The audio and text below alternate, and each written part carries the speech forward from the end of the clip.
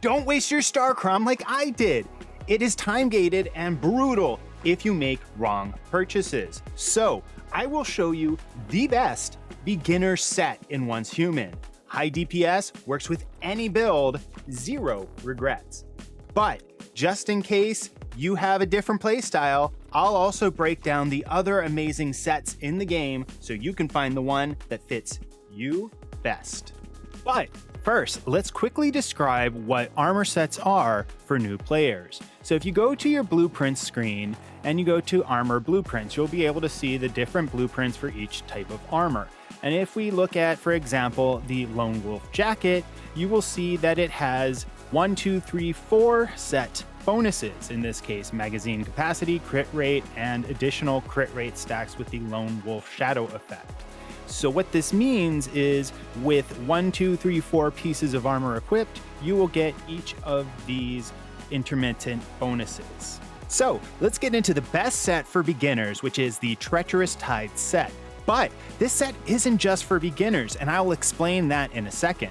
First, let's explain what this does. Now, the translation on the set bonuses can be a little funky, so I'm going to explain it as it actually is in case you get thrown off by it not being what it actually says in the words on screen right now.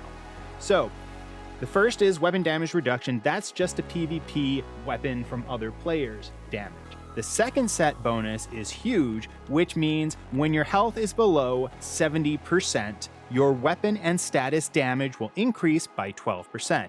The third set, little tricky, basically what it means is you will take less sanity damage. And if your health is filled at least 30% out of your full health bar with the gray sanity damage bar, then you will get an additional 28% weapon and status damage. So you put those two together, 3 set bonuses giving you 40% weapon and status damage. And the fourth set bonus generates a shield equal to 20% of your health when your health is below 40%, and there's a cooldown of 8 seconds. So what makes this set so good? Most importantly, unlike any other set, it gives you equal physical weapon damage and non-physical status damage bonuses. So not only does this push it into the top DPS set for a lot of non-physical damage builds, but it also means this set will work with literally any build. Most sets only buff physical damage like bounce or fast gunner, or they buff non-physical damage builds like power surge or burn. So if you can start out as a new player by buying one set that literally works with any build, allowing you to experiment freely with any weapon or damage type that you want to, why wouldn't you start with this set? You also only need 3 pieces to get the maximum damage out of this set, versus other sets that require 4 pieces to hit maximum damage.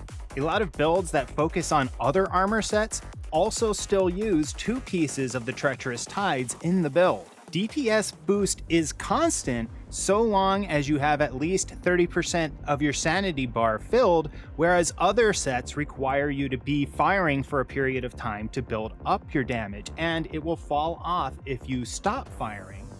As you can see on screen right now, the shield from the 4th set bonus is literally a lifesaver, and you don't have to do anything to activate it.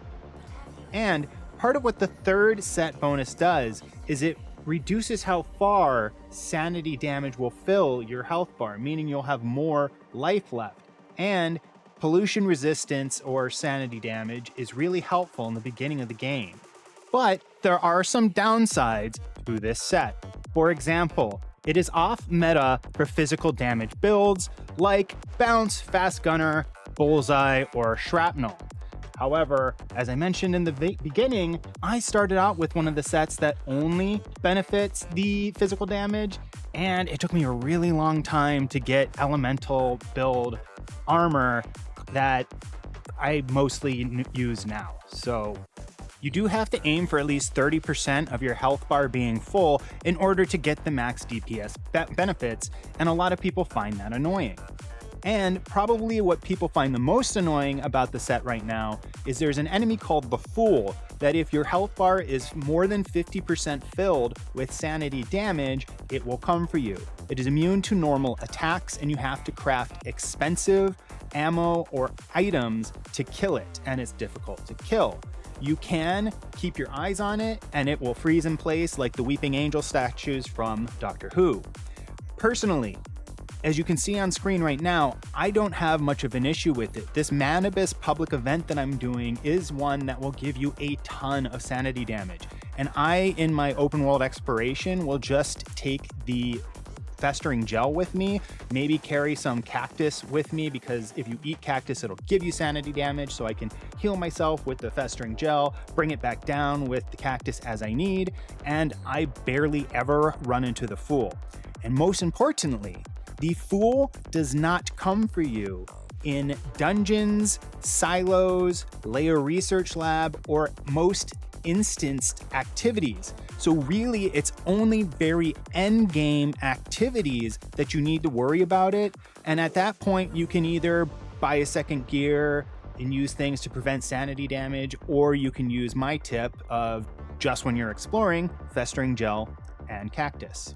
But if this sounds too annoying to you, and you're somebody who wants to always be able to be at full health, then I have 3 suggestions for you. Starting out with the Blackstone set. Now, who is this for? Number 1, it's for people who are playing the Way of Winter scenario, as the 1-tier set bonus gives heat resistance, which is very helpful, especially in the early game in that scenario. But this is one of those sets that only benefits elemental damage, and so you can't use it in physical damage builds. So let's get into the set description. One set, as I mentioned, gives you cold and heat resist plus 2.5, which makes a big difference in the beginning of the Way of Winter scenario. Second bonus is when you deal elemental damage, you gain stacks of Worm Sensation. So this has to stack up, and you have to continue to do elemental damage to maintain all of these buffs. So you get 2% for every stack. It triggers every 0.5 seconds, up to a maximum of 5, meaning that's 10% with the 2 set. Now, this third part gets a little confusing. There's temperature ranges, and I'll circle back to this in a second. But when you're within the temperature range, you gain an additional 18% elemental damage. So that gets you to 28%, and the fourth set gives you an additional 7% for a total of 35% elemental damage only. Now, when you're in builds that focus mainly on non-physical damage, you do have to consider that the weapon damage of the weapon itself, the physical damage of that weapon, isn't necessarily insignificant. I mean, that can tip these 2 sets over.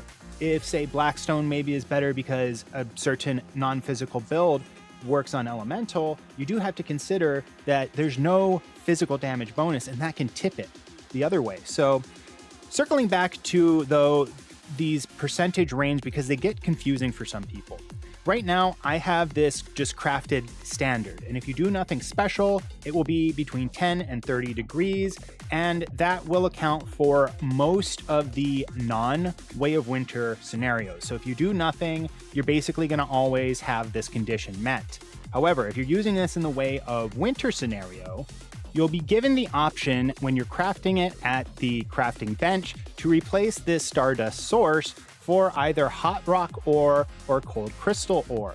And if you're reading here, it says replaces existing gear effects and grants high bonus under certain conditions. So essentially what it's going to mean is if I craft one set with hot ore, then when I am in the volcanic zones, the hot zones, the elemental bonuses will trigger so long as I stay in those hot zones. And if I craft this with cold crystal ore, the opposite is true. As long as I'm in the snowy zones, the cold zones, I will trigger the effects of this set as long as I stay in the cold zones. And it doesn't matter what type of elemental damage you do. I initially, when I was trying this out, thought it had to be hot in the hot or cold in the cold, but you can do cold elemental damage in the hot area and you'll get the buffs so long as the armor is crafted with the right crystal ore for that area. So we've pretty much already covered all of the pros in the Who's It For section. What are the cons? Well, number one, you have to build up the damage by doing elemental damage and continue to do elemental damage in order to maintain the buffs, and they'll fall off if not. Not a big deal. Number two, there's no physical damage bonus. And while most non-physical damage builds mainly rely on the status or elemental damage of a weapon, you still have to consider that the weapon damage can tip a build that would primarily rely on elemental damage, like the bonuses from this set, to something that if you buff the weapon damage and the status damage, well then Treacherous Tides now becomes meta. There's really only a couple of weapons I can think of off the top of my head that almost zero rely on physical damage, and so in those cases this would be the best, but a lot of times you're going to get tipped into Treacherous Tides being meta. Plus, Treacherous Tides usually goes at low health builds, and with lunar mods, they tend to scale to be better damage than full health builds do. And number three, a lot of people don't really consider this, but if you are using something like beer to prevent any sanity damage, that is a drink buff. And if you are using that drink buff, you can't have a damage boosting drink buff. And so you're going to lose out on DPS even more. I mean, you'll really feel it if you're not using a drink buff. Just to illustrate my point here, once I use it, you will see that now the clear-minded buff has gone away, and I am taking sanity damage. Now I'm going to briefly cover this because I know people are going to ask if I don't, but the short version is I don't recommend starting with the Shelterer set. And the reason for this is because every time you reload, you lose 15% of your elemental damage buffs, and you have to build it back up. Now, it can achieve a higher peak of 38% versus only 35% with Blackstone, but considering that it's going to be peaking and crashing between 23% and 38%, I would rather keep the constant 35% of Blackstone in most cases. There is only one exception I can think of off the top of my head, but I don't think it merits going into for a beginner guide. So let's say that you are certain you're only going to be doing physical damage, and so you want one of those sets that benefits physical damage builds better. Well, first you have to understand, do you want to do a weak spot focus build or a crit focus build? I'm going to start with the weak spot focus builds, as those generally tend to do the most damage. The game doesn't have a weak spot crit multiplier, so usually weak spot damage is going to just be better than crit damage. And so if that's what you're going for, the best set is going to be the Renegade Hood. So as I said, this is for people who want to do sniper or precision focused weak spot builds. What does it do? The first set bonus is huge, and it's great to just have one piece of it just for this one set bonus. And that is, it gives a 15% reload speed buff. The second set bonus gives 10% weak spot damage. And the third set bonus says hitting the same enemy consecutively gives 1 stack of Archer's Focus, increasing weak spot damage by 4% up to 10 stacks. So that's an additional 40% for a total of 50% so far. However, Archer's Focus stacks are halved when the target is changed. Not a huge deal because weak spot focus builds are usually best for boss damage anyway, so you're not going to be changing targets as often. Now the fourth set bonus, a lot of builds don't end up taking this, but I'll go into it quickly just so we understand. and that is when reloading, for every 1% of weak spot hit rate from the previous magazine, load an extra 0.6% of bullets up to 30%. So your magazine will be at 130% on your reload at max. However, most of the weapons that do weak spot damage have very small clips. They're very high hits, low ammo capacity max. So this is why a lot of builds like a sniper build won't even usually bother going for the 4-set bonus. So what are the pros of this set? Well, number one, it's usually going to give you the highest DPS for physical weapon builds, and those include things like bullseye, bounce, and fast gunner. And that's because, again, weak spot damage generally does more damage than crit damage, and especially crit focused builds. Number two, you can go no sanity with this with no penalty, and this works for the other physical set as well. And this is because you don't have, fortunately, not sure, but there's no physical damage boosting drink. So you don't lose out on anything if you use something like beer to prevent sanity loss. And finally, I already kind of mentioned it, but a lot of builds only use 3 pieces, which allows you to use 2 pieces of something else like the Treacherous Tides set. So what are the cons? Well, number one is that not all enemies have a prominent weak spot. As you can see in the game on screen right now, it can be pretty hard to hit enemies' weak spot. That is also why it does more damage. It's a higher skill, higher reward, but it makes it harder. And number two is that unfortunately, it only will benefit physical damage builds, so you can't transition to elemental or status builds like you can with Treacherous Tides. So let's say you know you want to do physical damage, but you want something that can be used on any enemy, even if they don't have prominent weak spots. Well, then the set for you would be the Lone Wolf set. This is for people who want to use things like shrapnel, especially as the mods there synergize really well with crits and can also be used for fast gunner and bounce. So what do the set bonuses do? The first set bonus gives you 10% extra magazine capacity. The second gives you crit rate plus 5%. The third gives you 1 stack of Lone Shadow with every 2 weapon crit hits. Lone Shadow buff gives you extra crit damage by 6% for 30 seconds, stacking up to 8 times. So that's an extra 48% critical hit damage at just the 3 set. The 4 set increases your maximum Lone Shadow stacks to 10. So that's only 12 more percent to a maximum of 60% crit damage. And it gives you 8% extra crit rate, but only for 2 seconds after reloading.